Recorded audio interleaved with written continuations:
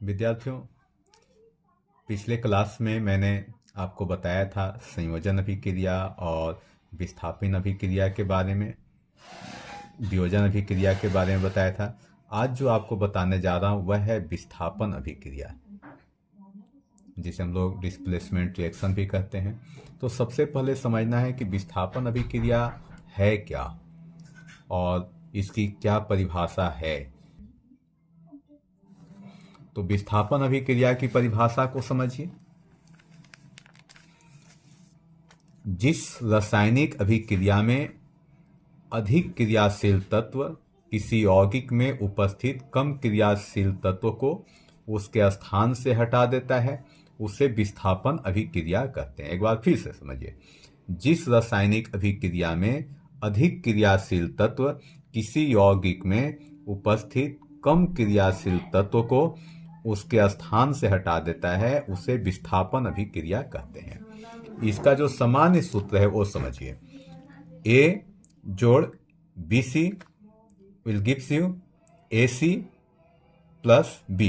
यहाँ पर ध्यान देने की बात है, ए जो है वह क्रियाशील धातु है और बी सी में बी जो है कम क्रियाशील धातु है, इसलिए ए जो है बी को हटा करके क्या बना रहा है, ए सी, और बी को विस्थापित कर रहा है। तो यहाँ पर ए अधिक क्रियाशील तत्व है। उदाहरण से समझा जाए, जैसे जिंक के साथ कॉपर सल्फेट की भी क्रिया होती है, तो आप देखेंगे कि इसमें कॉपर जो है कम क्रियाशील है, इसलिए कॉपर को विस्थापित किया जा रहा है किसके द्वारा, जिंक के द्वारा, और बन रहा है जिंक सल्फेट। तो जिंक यहाँ पर क्या है, अधिक क्रियाशील तत्व है, इसलिए यह कॉपर को विस्थापित कर रहा है। अब दूसरे उदाहरण से समझिए, जैसे यहाँ देखिए आयरन Fe प्लस CuSO4। यहाँ पर भी ध्यान देने की बात है कि यहाँ कॉपर कम क्रियाशील धातु है और आयरन अधिक क्रियाशील धातु है, तो इसमें कॉपर को विस्थापित कर रहा है और एक यौगिक बना रहा है FeSO4। अब चलिए उदाहरण संख्या 3 से समझा जाए।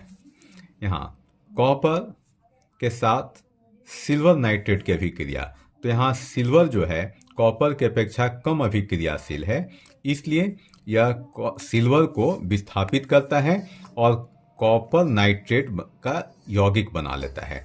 तो इस तरह से यहाँ पर आप देख रहे हैं कि अधिक अभिक्रियाशील धातु कम अभिक्रियाशील धातु को विस्थापित करते हैं। तो उपरोक्त उदाहरण से आपको समझ में आ गई कि कम अभिक्रियाशील धातु को अधिक अभिक्रियाशील धातु विस्थापित कर देते हैं।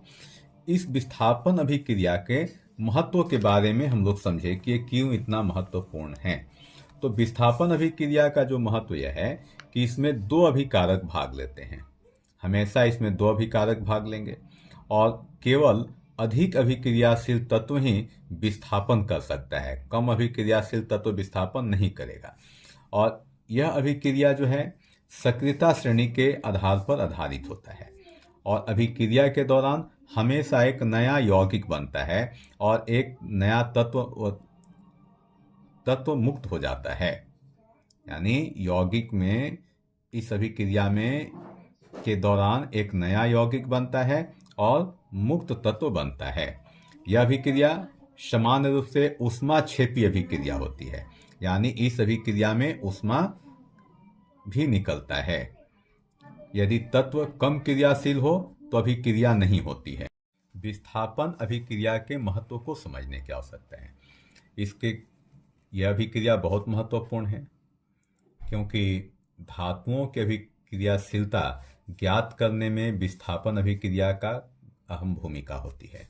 इसी तरह से धातुओं के निष्कर्षण में भी विस्थापन अभिक्रिया उपयोगी है, क्योंकि यौगिक में से जो कम अभिक्रियाशील धातु है उसे विस्थापित करता है। इसी प्रकार से बहुत सारे उद्योग में इसका उपयोग होता है। साथ ही साथ जंग एवं संक्षारण को समझने में सहायक है और रासायनिक विश्लेषण में काफ़ी उपयोगी होता है।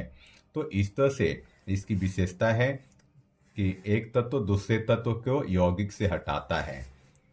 तो ये काफ़ी महत्वपूर्ण है, इसे समझने की आवश्यकता है। तो विद्यार्थियों, इस टॉपिक्स में आप निश्चित रूप से समझ गए होंगे कि किस प्रकार से विस्थापन अभिक्रिया होता है, इसकी क्या विशेषता है, क्या महत्व है। यदि अच्छा लगा हो तो आप शेयर, सब्सक्राइब करें